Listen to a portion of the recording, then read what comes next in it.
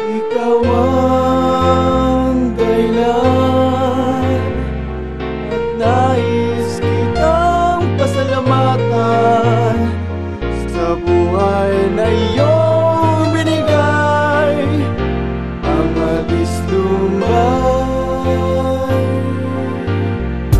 Sa buong mundo ako na pinakamabaya, di ko napansin 13 taon na pala tayo nagsasama at nagmamahalan. Ang relasyon na may lungkot at may tawanan. Naaalala mo ba nung tayo ay nasa McDo? Tibok ng puso ko halos ito ay tumakbo, dahil sa kagandahan na sa'yo ko lang nakita. Kinabukasan na inimbitahan agad kita, iniyaya sa labas para magpakain at namasyal kung saan saan at nagpahangin. At ako yumami sa nararamdaman ko na ang puso ko ikaw ang minamahal ko. At tinanong mo ko kung ako seryoso ba. Tingnan mo ang mata ko para nagbibiro ba ha? Ako hinalikan mo at yumakap ka at biglang sinabi mo, oo Carlo, tayo na.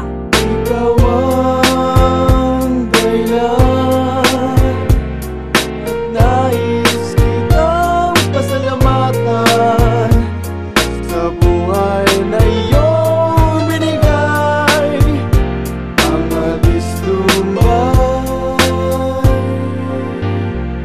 Ngayon noong tayo na, do you remember? Ikaw ay natatakot at meron pangamba. Why? Kasi akala mo ikaw ay lolokohin. Ako ang tipo na hindi ka kayang paluwain. At sinabi ko sa'yo ako'y kakaibaan. Ang bahiyakin ko'y hindi magagawaan. Alam mo naman ikaw lang ang aking mama. At parang larong kanto ikaw sa'kin ay tumama. Cut the story short nung 92 November 15, doon sa Cebu sinuot sa'yo ang wedding ring. Siyempre after that, alam mo na, love story Carlo Tyla, merong ibubunga. So, ang unang bunga, the name is Cyril. Pangalawa Carissa, pangatlo naman Cristel. At pang-apat sa akin, lalaki ko sito'y Lucky. So, pag-uwi ng bahay, gawa tayo, baby! Ikaw ang dahilan at nais kitang pasalamatan sa buhay na iyong binigay, ang alis lumay.